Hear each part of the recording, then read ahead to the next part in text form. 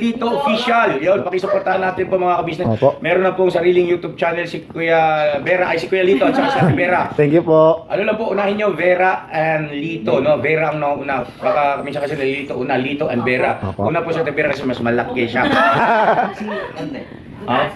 So yun na mga kabisnes, salamat po ha, supportahan natin sila. Thank you so much. Thank you po. Hi po mga kabisnes, Vera and Lito official dito. Yan. Official na po sila mga kabisnes. Opo. Na sila Thank ay you po.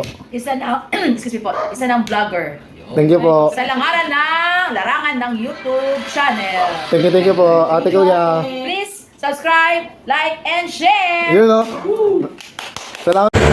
So yun, naimbag nga daw tayo amin mga kabisnes. Sana po nasa mabuti kayong kalagayan mga kabisnes na minamahal. Saan man panig kayong mundo naroon. You know, tayo mga kabisnes ay maglilinis ng isda. GG po na maliliit mga kabisnes. Ipapaksiw po natin sa toyo. Paksiw din po yung ano niya, pero lalagyan lang po natin ng konting toyo mga kabisnes namin naman. So yan mga kabisnes, samahan nyo muna akong maglinis ng isda. So yun o, mga kabisnes, sinong nakakamiss sa inyo ng paksiw na galunggo? Lalong-lalo na po yung mga ating mga kababayan na nasa ibang bansa na madalang pong makapagluto kasi sobrang kabisihan. Sino po sa inyo ang mga nakakamiss ng ganitong mga ulam mga kabisnes? So yun po mga kabisnes, na baka napapansin nyo po yung mga hasang at laman loob ng isda ay nilalagay ko pa rin po sa maliit na kaserola. Kasi po yung hasang na yun ay ipapaksiw ko rin po para po pang paulam ko sa mga aso mga kabisnes. Gusto po kasi nila yun mga kabisnes na minamahal. Syempre lalagyan din natin ng pampalasa at ipapaksiw pa rin natin, pero nakabukod lang po siya mga kabisnes.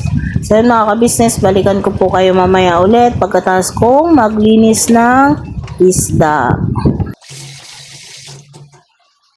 At yun po pala, naalala ko po pala mga kabisnes, naubusan na po pala ng gas yung ating kalan dito sa labas, kaya kinuha ko po muna yung stock sa loob at ilalagay po muna natin mga kabisnes.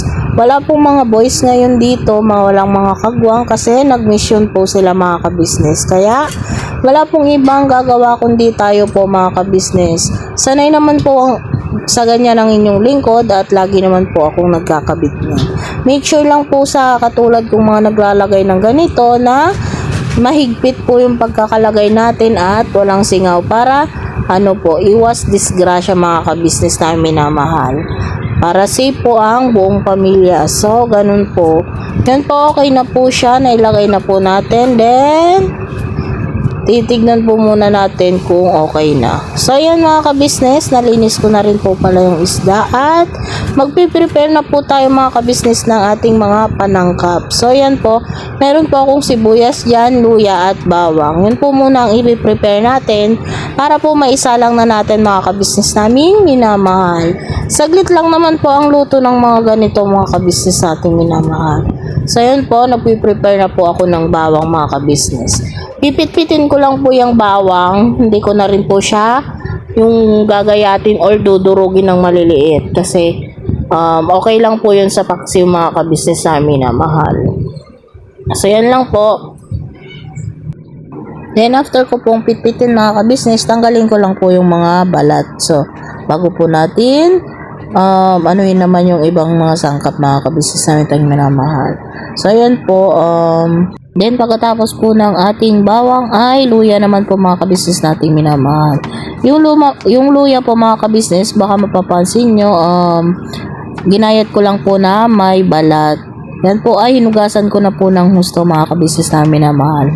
Kung paksiw po kasi mas gusto kong may balat yung ating luya mga kabisnes nating minamahal. Okay lang naman po yun kahit po may balat siya. Basta po linisin at hugasan natin siya ng ayos. Then after po ng luya ay sibuyas naman po mga kabisnes nating minamahal. At nugasan ko po ulit yun bago po natin gayatin. So, eto na po, ilagay na po natin ang sibuyas, luya at bawang. Tapos, timplahan na po natin mga kabisnes. Lalagyan ko lang po siya ng ginisa mix na isa. Then, after po nun ay paminta po mga ka-business nating minamahal. Then, after nun ay binuksan ko na po pala yung ating kalan mga ka-business at naglagay na rin ako ng suka at ng konting toyo. So, ganyan lang po mga ka-business nating minamahal ang magpaksiw po sa toyo. Then, lalagyan ko po ng konting sabaw para maluto-luto po siya mga ka-business. Pagkatapos po ng pagpiprepare ng lahat at nabuksan na ang kalan, lalagay ko pa po pala yung ating siling mahaba. Yan po ay yung pangpaksiw po talaga mga ka-business. Tinanggal ko na po yung tangkay. Yan po ay pakulo na siya dyan mga ka-business namin minamahal. Saglit lang naman po kasi yung ating pagluluto dyan. Then after nun mga ka-business ay prepare ko naman po yung ating okra. Yan po ay ang paborito po nila ate na gulay pag may paksiw mga ka-business. So yan, ang technique ko po dyan mga ka-business para hindi po siya yung sinasabi nilang malapot or naglalaway-laway. Pag prepare mo po mga ka-business, wag mo muna siyang ibabad ng tubig. Kasi pag binabad mo po siya agad ng tubig, tapos nakailang minuto, bago po mo po isa lang ay laway-laway na po siya. Then, pag niluto mo po siya ng ganon na naibabad mo po ay pangit na po siya pag nasa ulam. Kasi, yun, para na po siyang may sipon-sipon pa. Pasintabi po sa mga nakain, mga ka-business. Sana po may napulot kayo na konting tip about sa okra ulit, mga ka-business namin na mahal. At gusto ko lang po habang nagpiprepare po ako ng lulutuin, gusto ko lang din pong magpasalamat mga ka-business sa nagsasabi sa akin at nag-PPM pa na nagti-thank you sa akin at kahit papano ay may natututunan sila sa aking mga binibigay na tip pagdating sa pagluluto mga ka-business. Yun lang po ay mga tip din sa akin ng mga nakakatanda or mga nagtuturo sa akin mga ka-business na ina-apply ko rin at syempre ituturo ko rin sa inyo. At yun mga ka-business, tapos na rin po nating himayin yung ating gulay na okra. So yun po. Ako po mga ka-business, pag may mga kalat po, diretso na po ako sa plastic para pagtapos na po ay diretso tapon na rin po para hindi naman po makalat ang ating mga paligid. So yun po mga ka-business, isinalang ko na rin po yung pagkain po ng aking aso at tinimplahan ko na rin po. So yun mga ka-business, kumukulo na po, mga nakalipas na po ang 5 or hanggang 7 minuto. Hinugasan ko na po yung ating okra at ipapaibabaw na po natin mga ka-business. At yan po mga ka-business ay hihinaan na po natin yung apoy hanggang sa medyo maiga po yung sabaw at saka maluto po ang ating gulay. So yan po mga ka-business, sana po may natutunan po ulit kayo sa aking munting pagluluto. So yan po mga ka-business, titignan po natin. Pasensya na po. Siyempre mga ka-business, titikman din po natin para alam natin kung mag-a-adjust pa tayo sa lasa. Hindi ko na po masyadong papaigayin mga ka-business at masarap naman po kahit may konting sabaw-sabaw pa mga ka-business. So tinikman po natin at okay naman na po ang lasa. So ito naman po mga ka-business, magpiprito naman po ako ng chicken kasi magbabaon po si Boss Dave. So yun mga ka-business, para mabilis po, pinakulo ko po muna yung chicken kasi frozen po siya. Pinakulo ko po muna sa may lasa na siya. May lasa ng asin, magic at saka paminta mga ka-business. Siyempre may konting lasa na yan at nagdagdag pa po ako ng konting asin bago po iprito. So ganyan lang po. Yan po kasi ang gusto po nila pag prito. At saka ayaw po kasi nila yung sobrang toasted, kaya pinapakuluan ko na lang po para konting prito na lang po yung gagawin natin mga ka-business para hindi po matigas. Ayaw po kasi nila yung toasted kasi matigas po. So ganyan lang po ako magprito ng chicken mga ka-business. Hindi ko na rin po siya briniding. So yun po, samahan niyo po ako sa pagpiprito naman ng chicken. Kayo po mga ka-business, anong mas gusto nyo sa pritong chicken mga ka-business namin na mahal? Yung may breeding po ba or wala din? So dito po kasi minsan gusto po nila ng may breeding, minsan po gusto rin nila ng walang breeding. Pag ni-request po na wala, so wala po tayong yung wala po ang ating lulutuin mga kabisnes namin na mahal. So, ganun po.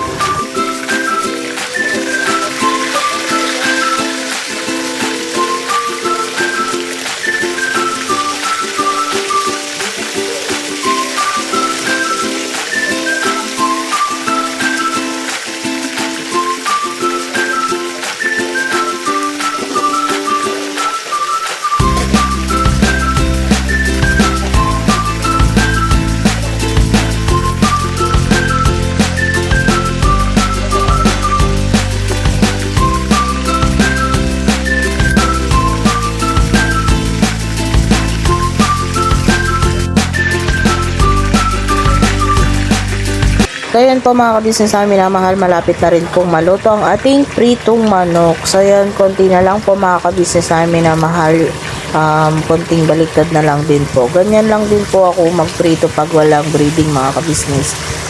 Minsan po kasi mas matagal yung breeding, okay, lalo na po pagka hindi napakuluan yung chicken. Syempre, para maluto po ang loob. So yan po mga kabisnes. At yan naman po ang ulam namin kinahapunan. Hindi ko na po naipakita sa inyo kung paano ko po niluto mga kabisnes namin na mahal. Gulay po na halo-halo, kalabasa, sitaw at malunggay na may konting ampalaya mga kabisnes. Bunga ng ampalaya at syempre pritong isda. Ito ang ating doon may isolate. Tapos alam mo pinagawa yan namin. Yung naliligo kasi yung ex ko ulit. Yung nabasa na.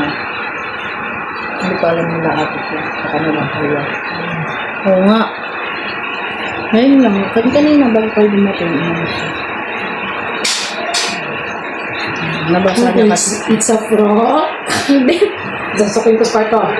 Kahit puntahan mo. Wait nga, may tatanong nga ako sa iyo. Sige. Sorry. Ano ko eh. Nabasa kasi niya na ano. Gusto ko nang bumalik sa expo. Ay, masaktan na ako. Oo, gusto mo bumalik sa expo. Samantala kanina, nag-uusap pa tayo sa vlog niya. Siyempre, naka-vlog yun kanina. Kaya nakita niya, di ba, nabubuksan niya yung account ko. Nabasa niya. Hindi ko alam kung marinig guys.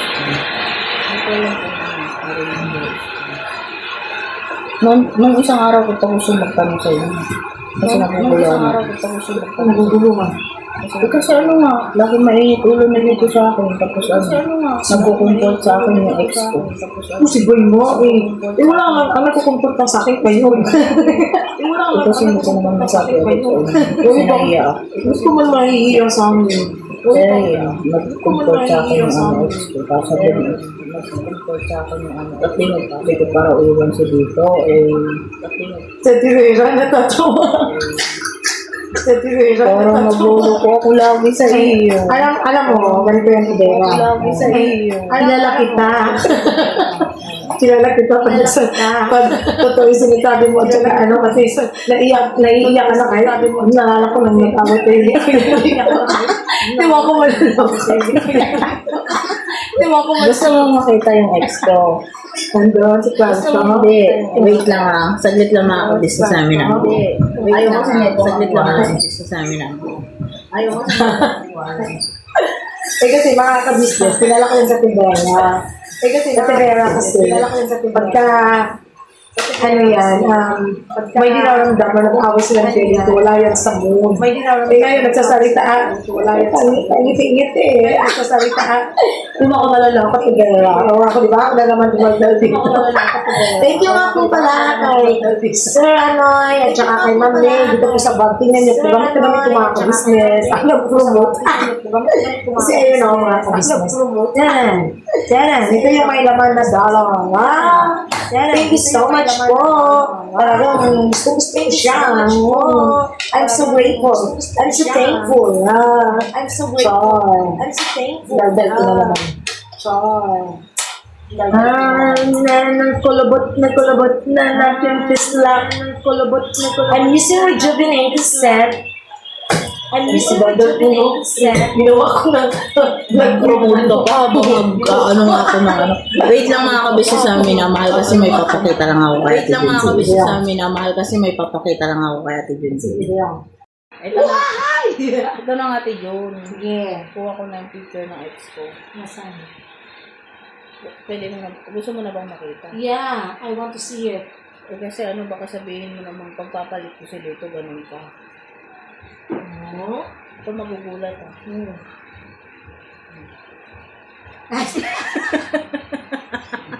May kamay. May paa. Fail ako mga kabisnes nating minamahal. Sa kanya ako na-fail. Kasi ano, may nagre-request sa ating mga kabisnes. Una kasing na-prank ko dito, si Kuya Istong. Tsaka si Kuya Daryl. Si Kuya Istong talagang grabe yung... Reaction. Hindi yung... Pursigido siyang ano, siyang maging okay kami ni Lito. Wag daw ako basta-basta ganon. Tapos si Kuya Daryl, nainis. Eh may nagre-request sa mga M's daw. Nahalata kasi ako mga ka-business kasi kilala ko na ito eh. Kami kasing mga M's, kilala na mga ugali ng isa't isa. Alam namin kung kailan totoong may problema. Alam namin kung kailan nagbibiro. Sila kasi, mga lalaki din nila, ano yung mga ka-business. Kaya ako alam ko, unang kita ko pala kay Tibera. Hindi ito. Kuya Stong! Kuya Stong! Failed ako ngayon, failed. Bakit? Failed yung prank ko. Na-failed. Paano? Kasi kilala ko kasi siya yan. Alam ko pagka totoong nag-aaway yan sila ni Pelito, hindi ganyan yung mukha niya. Mangiyak-ngiyak yan. Eh ngayon, hindi man. Kulang sa drama. Oo. Ano, halata kasi niya ako. Sabi ko, hindi. Totoong wala. At saka, Pelito, hindi na yan balat sibuyas. Oh. Sa likod. Yes, iba na siya. Oo, honest si mga kabis, hindi sa pagbibiro ha. Kuya Lito, isang laki ng pagbabago. Wala na yung dating pagkamatampuhin. Wala na. Wala. Mahal sa Kuya Lito. Wala. Fail tayo ngayon, kuya, fail. Uy, ang ganda ng ano ko rito. Kita. Alam mo nung kasi sila Kuya Istong, te. Si Kuya Istong talagang, ano siya. Dalang-dala siya. Tapos yung kapatid yung ano niya na, wag ko daw basta-basta yung pagpapalit yung 7 years. Pero ako, sa totoo lang, ito, tayong ano din naman, kung totoong nangyari no, mga business, kidding aside, what you kidding aside? English words. Hindi, sa akin naman, ako, napagdaanan ko rin yung Natibera. Alam mo yun, nung panahon na naghiwalay kami ni Bay, ilan din sa mga exes ko, excess. Oo. Lalo na yung ex na pinagsisilosan talaga dati ni Bay na teacher siya. Ikipagbalikan. Ewan ko ba mga ka-business? Kasi kung mahal mo talaga yung isang tao, no?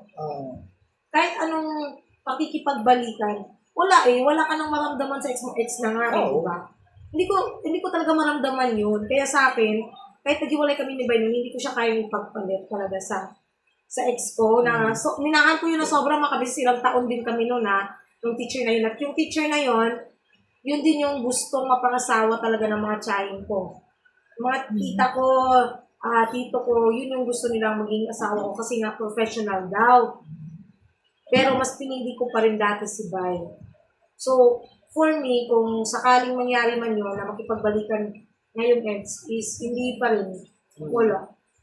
Kasi kung mahal mo yung taong, kahit naghiwalay kayo ng tao na yun na nakasama mo na sobrang tagal at yung bang parang feeling mo, eto na siya, is negative ako dyan sa pakikipagbalikan sa ex. Although, may although may naging boyfriend ako nung time na nagkaiwalay kami ni Bay. May naging boyfriend ako. Pero hindi ko, wala, parang taga-comfort. Para lang makalimot. Parang hindi mo masabing yung love na andoon sa gano'n. Hindi. Lang siya, ang sa akin lang is, may kausap ako, may napagsasabihin ako ng problema, alam mo yung kabatuhan mo lang ng kalokohan, mga ganun lang mga kabis. Pero yung love, wala. Parang ginawa mo lang siyang panakit butas. Yes, that's the term. Panakit butas.